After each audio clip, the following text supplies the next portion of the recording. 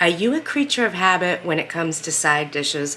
And by side dishes, I mean anything and everything from the salad all the way up to the dessert. Do you always gravitate towards the exact same flavor profiles and the same recipes? Are you looking for some new twists on some classics to elevate your Easter game? Well, look no further. I get super bored with the same old when it comes to flavor profiles, and I always need to change things up. I try to add excitement to my dishes when I make them because I want my family to be like, oh yeah, and not, oh my gosh, you made that again. Nobody wants to hear that, especially during a holiday dinner. Like, hello, that's next level. So today I am going to share with you 4 amazing recipes that you can use in your Easter dinner to switch it up, elevate your game, and get everyone who has it singing praises to your culinary skills because their palates and their taste buds are going to be more content than they ever have. And all the dishes I'm going to share with you today can all be made ahead of time, so you get to spend more time with your guests and your family than you do chained to that stove. If you're new here, my name is Shawn Marie, and on my channel, I share all things homemaking. I am the CEO and managing partner of my household, and as such, I am responsible for all things cooking, cleaning, decorating, design, and DIY. So if that sounds like your cup of tea, I would love you to consider hitting that subscribe button and becoming part of our family over here. And do me a favor, smash that like button and share this video with your friends and in all your social media groups, because I can promise you these 4 side dishes are too good not to share. Everybody needs to be able to try these. So share, like, and don't forget to subscribe. Now, let's get cracking, shall we? Did you know that blue cheese goes fabulously with ham? I had no idea either. I learned that a few years back, and mind-blowing. The sharp, earthy flavor of that blue cheese is the perfect accompaniment for the ham. Green beans have always been a staple part of our Easter dinners. In fact, they're part of our dinners a lot of nights of the week. We are a big green bean family here. And what I'm gonna show you is an amazing and super easy way to switch up that basic bean and bring it to a new flavor profile that you literally did not know existed. Till I made this dish a few years back, I had no idea that this flavor profile existed, but oh my Lord, is it delicious, and boy, does it go good with ham. Who would have ever thought to use these flavor combinations together? If you hadn't thought about it, don't worry about it. That's what I'm here for. Let me show you how easy it is to make. First thing we're gonna do is get a skillet going on the stove. I'm gonna add some of my homemade butter to that. And I'm gonna add a little avocado oil. You could use olive oil, you could use coconut oil. Whatever your preference is totally fine. Now I'm gonna add some green beans in a single layer. Now we're gonna leave them in this single layer until we start to see some color coming on them. Then we're gonna shift them around. We wanna get some color onto all of our green beans.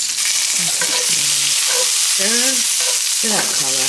That is what you want to see on there. You want them to start to get brown like that. To that we're going to add a little sriracha, Worcestershire, lemon juice, fresh squeezed. Now we're going to let that go. We also have some crumbled up cooked bacon. I'm going to put that right in there. I'm just going to let this cook up for just a couple minutes.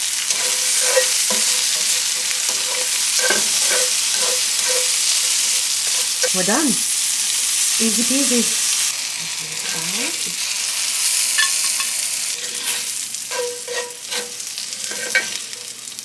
To this, we are just going to add some blue cheese. Just look at that. Bacon and those pan-seared green beans. We have that beautiful crumble of blue cheese on top. I'm actually using gorgonzola. Same thing, use whatever your preference is. And the flavors of the sriracha with the Worcestershire sauce and that fresh squeezed lemon juice is what's going to put this dish over the edge. Gotta try it. Got our gorgeous plate of green beans, and I've got to try this. Make sure I get some bacon and some of that delicious gorgonzola cheese. I mean, look at that.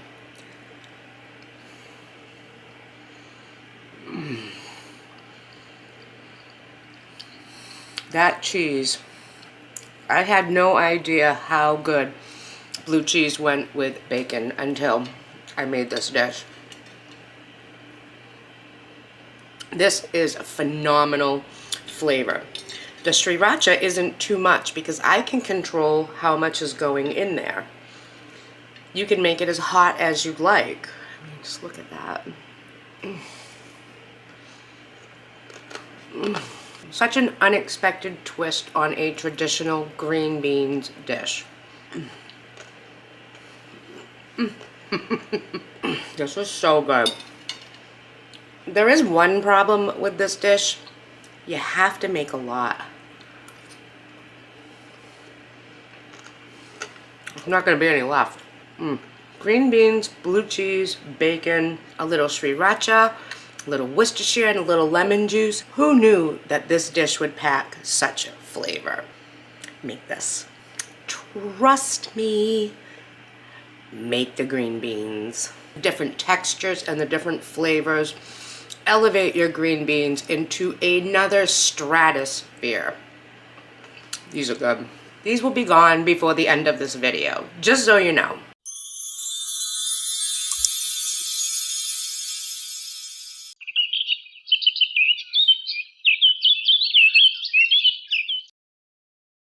Whether I'm planning to make just one item or an entire meal, I love if I can prep ahead and have things ready to go. And this salad enables me to do that. I was able to julienne the cabbage ahead of time, have everything ready and waiting for me in the refrigerator. That makes less work when it comes time to putting it together. And that is always a benefit and a bonus. I love meals that you can easily make ahead of time, like this slaw. Look at how beautiful this is. Can we just talk about that purple against the green? Like you eat with your eyes first, and this already is making my mouth water, and we haven't added anything else to it yet. Now I'm just going to take some celery and I'm going to julienne this as well. Patience is a virtue while doing this technique. Little matchstick size, perfect for the salad. Now, whenever I am working with fruit for a salad, I don't want it to brown, which fruit will once you cut into it and the oxygen hits it. So I actually like to use some of my ball produce protector and give the apples a soak in that until I am ready to use them. It doesn't add any flavor, it doesn't alter the apple, but it does keep it from getting brown. And that's important for the presentation of a salad because nobody wants to eat a brown apple.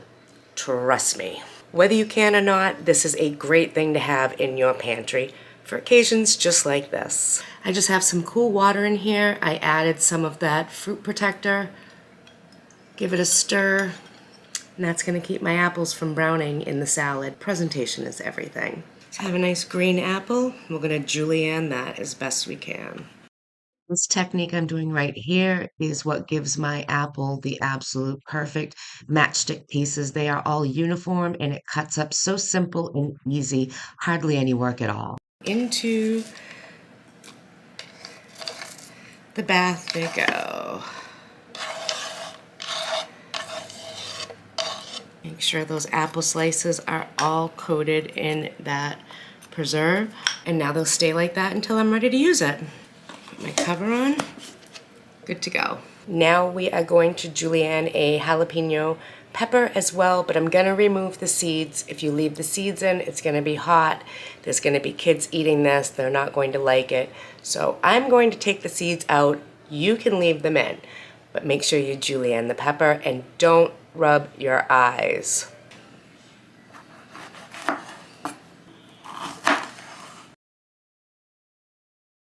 I use a spoon to scoop out my jalapeno seeds and it works perfectly. Look how easily it pulls all the pulp and the seeds right out of the pepper. Now we're just gonna julienne these.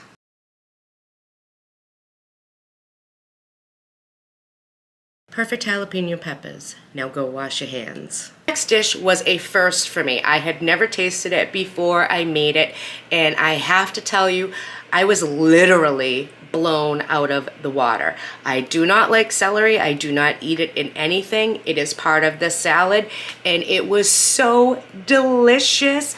My grandchildren do not eat celery in any way, shape, or form. They will find every piece you put into anything. They ate this salad.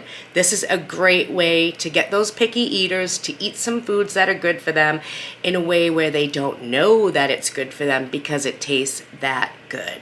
Now you can make this in place of the traditional salad on the Easter table or with the Easter salad. I am going to give my people the option of both because people like options. And this can also be made well in advance. I would make this the day before to let those flavors really mesh into all of the ingredients and really let that flavor develop. But you could eat it straight out of the bowl right after you made it too. And because you can do that, that's telling me if I let it sit a little bit longer, it's going to be even better. If that's even possible, because like, I don't think it is. This salad is delicious. Let me show you how easy this is. I'm gonna add some olive oil. My olive oil got cold, that's why it's that color. Add a little Dijon mustard. Not too much. Add some white sugar, kosher salt, and just a little bit of celery seed. You can add celery salt if you had it. I'm gonna whisk this together. That tastes really, really good. Really good. Now I'm gonna add a teeny bit of lemon. Ooh, that is exactly what it needed. It needed a little fresh lemon juice. Now we're ready to put the salad together. All right, we're gonna add our cabbage, add our jalapeno, add our celery, and we're gonna add our apples. Now the apples I had sitting in that preserver, so I drained them and then I just pat them dry with a paper towel. And drizzle our dressing right over that and just give that a toss. Get that dressing on all of those pieces, break it up, get it incorporated. That salad, oh my goodness, look at those colors. That is a beautiful, beautiful salad. How about that? You've got to try this.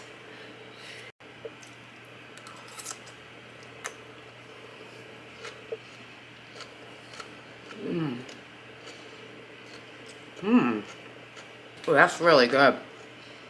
I was not expecting it to be that good.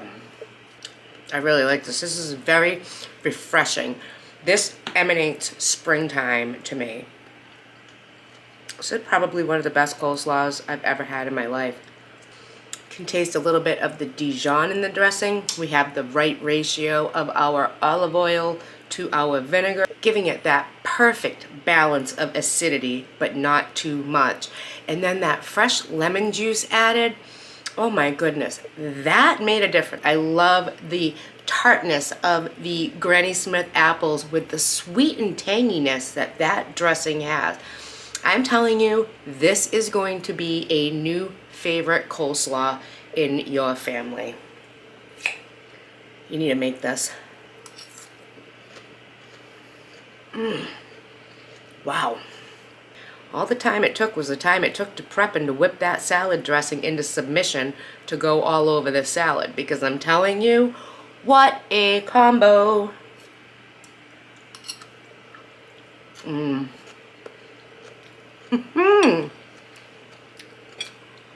Another excellent choice. Now this next one is so simple, it really should be outlawed. There should be some law against having something so easy to put together.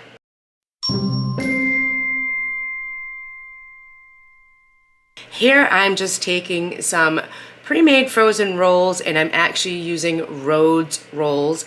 And I took them out into my pan and I let them sit someplace warm for the day, covered in a tea towel so they could rise. But I am going to elevate our rolls in flavor and in beauty. Because remember, you eat with your eyes first, and every dish I've shown you today is so beautiful and mouth-watering to the eyes. You have to try it. You have to take bites of these. You need them on your plate. Get bigger Easter plates. There's a tip. Bigger Easter plates for all of these sides because everybody's going to love them. All right, our rolls. Look at that. Look how big they have gotten. They look fabulous. And now I am just going to take some of my homemade butter and I'm going to brush it on every other roll right now. Just like that. All right, on half of these, we're going to sprinkle a mixture of sesame seed and poppy seeds.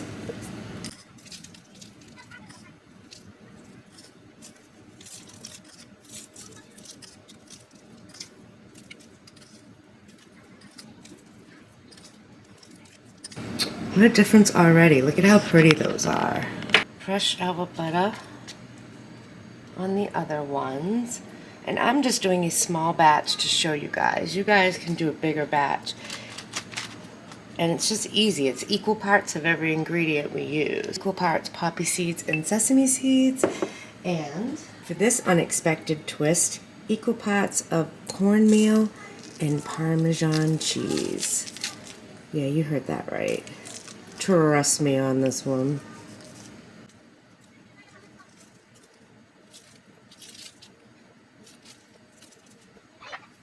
Look at how gorgeous those are. They are beautiful. And we have unexpected flavors and textures on here. It just elevates a delicious but still regular dinner roll into something pretty spectacular. Just look at how pretty that is. We're gonna let this sit while our oven preheats to 400 degrees.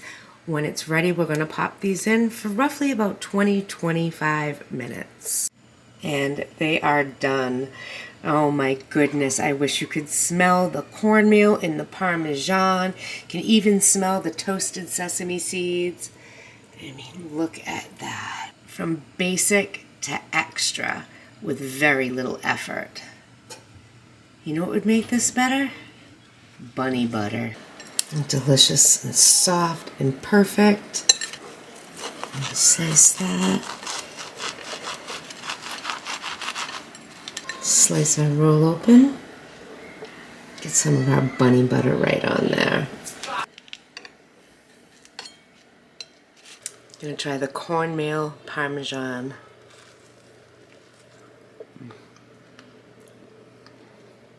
Good as always. You just don't expect that cornmeal crunch and that Parmesan flavor on such an airy, delicious and light dinner roll. And I think the bunny butter makes it better. Patchwork rolls. Does it get any easier than that? Because I'm really thinking it doesn't. If you don't know what homemade bunny butter is, please go back into my videos and check out the Easter Bunny sculpted butter. That's what bunny butter is, and that's what you also need on your Easter table. Now our final side is going to be a dessert. Now for this dessert, I have 3 little words for you. Ice cream pie. Yeah, you heard that right. Ice cream pie. Now this version I have been making for my family for the last 6 years, but you can use any ice cream combination you want and any candy bar combination you want. And in fact, when it comes to the crust, you don't even have to make that from scratch. You can buy those pre-made if that's easier for you. That makes this dish even easier. But because it doesn't take that long to throw together a delicious crust, we're gonna do that here today, and we are gonna put our ice cream pie together. This one can be made up to a week ahead of time, But I have to warn you, and you need to seriously heed my warning on this, because I unfortunately learned the hard way, and I don't want to see such misery and horror bestow you guys. I made this ice cream pie a week in advance once, like it said I could do, and it was left unattended in my freezer, and then it was gone. I have never found the culprit out. I had no pie. So please take it from me and don't let such a tragedy happen to you. Guard this ice cream pie because everybody's gonna eat it. Let me show you how easy it is to put this last one together.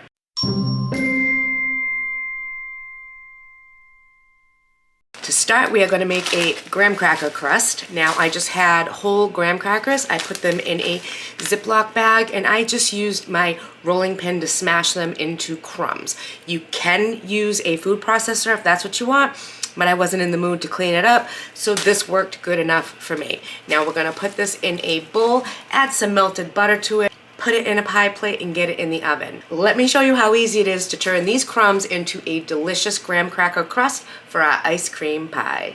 I have my graham crackers in a bowl. Into that, I'm just gonna start adding some of my melted butter. I want all of the graham crackers to get coated with this butter so that they can kind of be molded into the pie plate shape, which is how the crust will be formed. Is there anything better than a graham cracker crust? You know what? There actually is something better. The smell of a buttery graham cracker crust. You guys, you need to smell this buttery graham cracker heavenly scent coming from this bowl. If you want to test it to see if it's ready, see that? It holds its shape. That'll make a good pie crust. You'll be able to pat it in nice and tight. So we're going to get this into our pie plate. All right, we got Grandma's Pyrex, and we are going to get our breadcrumbs in there. Now, when I'm making a crust, obviously I want to start at the bottom. I don't want to skimp on the graham cracker goodness. I want a nice, thick layer. See how that just pushes up the sides? The secret to a good graham cracker crust is a good packing. And using the spatula, you will get a good packing. Yeah, it's a nice graham cracker crust, nice and packed in there, nice and even. It's going to make a nice vessel for all of that ice cream to sit in.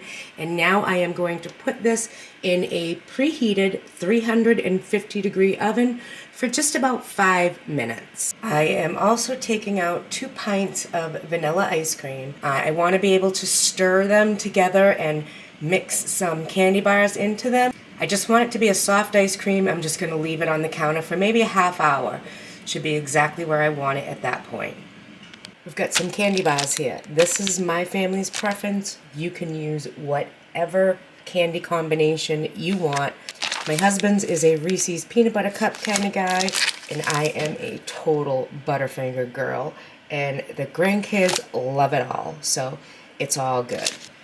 And move these aside. We are literally just going to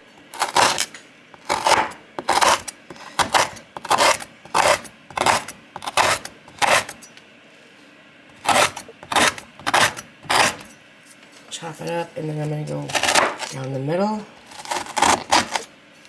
I'm just going to dice up our peanut butter cups. If you find that it's too warm to dice them up, just put the candy in the freezer and cut it up. I'm going to add our ice cream into our bowl. And now we're going to stir it. Make it nice and creamy. Yeah, combined the 2 pints together, nice and creamy. Now we are going to add our candy pieces right in there.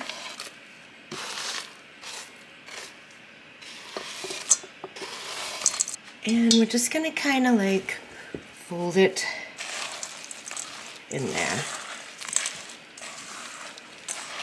Get that delicious candy bars in there.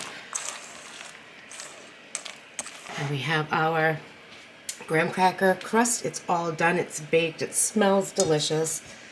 And we are going to add this right to it.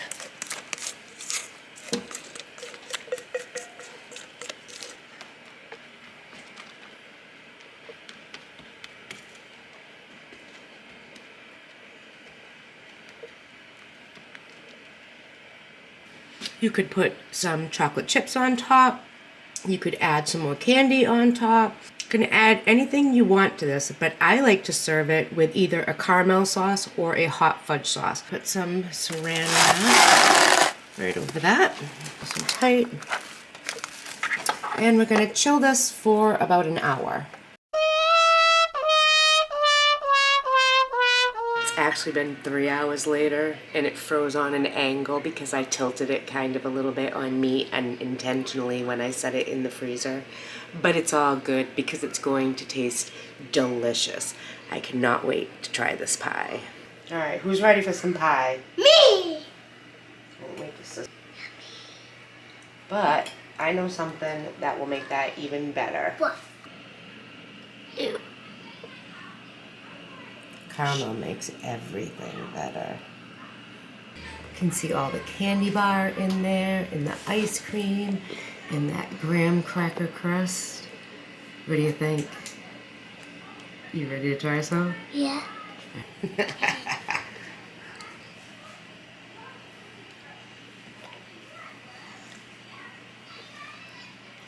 You get the candy bars. I actually like the caramel. I know you like caramel. You say you don't like things, but I know you like things. This is good. It is good, huh? I could just gulp the whole pie up. Not share it with anybody else? Mm-mm. How's that look?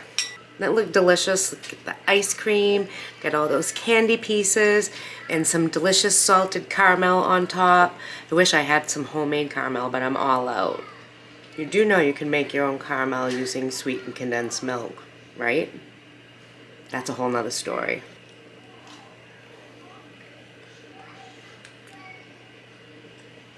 I don't even like ice cream.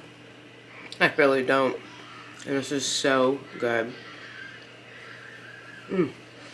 That graham cracker crust is so buttery and delicious. It just goes so nice with the Butterfingers and the peanut butter cups.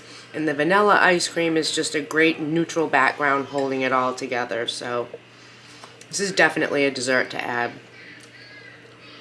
Your people will thank you. Well, thanks for hanging out with me tonight as I showed you 4 super easy, super simple Easter sides that everybody really needs to try. These just kind of take the basic things that you would normally have at Easter and bring them to another plateau, another level of greatness, and an entirely new flavor profile for everybody to enjoy and sing your praises, because that's exactly what they're going to do when they try all of these different foods. And of course, as always, I'm going to leave a link down below in the description to my blog where you can print off the recipes, and I really hope you'll head over there, get these off for yourself, add them, and try them, because you're really going to love them. And for those that are always asking, what can I use my canned goods for?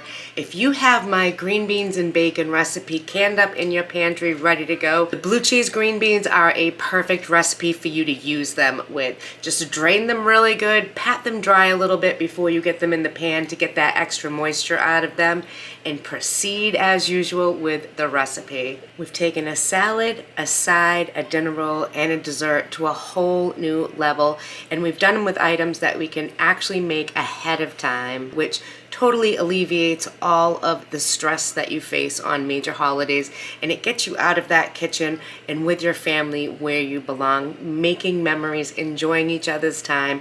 The food is secondary, but it's still important, and these sides will make a huge, huge, huge impact on your family. They are going to love it. It is going to become new favorites of yours for sure. Well, thanks so much for joining me again this evening as I showed you 4 incredible Easter sides that I really hope you will try. Because trust me, you won't be sorry. These are phenomenal. Click on those links below and get those recipes. Try them. And don't forget to share this with your friends so everybody can try these. Believe me, you'll be the hero of the day, especially if they try the green bean one. It's just the way it goes. Bacon. What can I say? Thanks so much again, and I will see you guys real soon. Bye.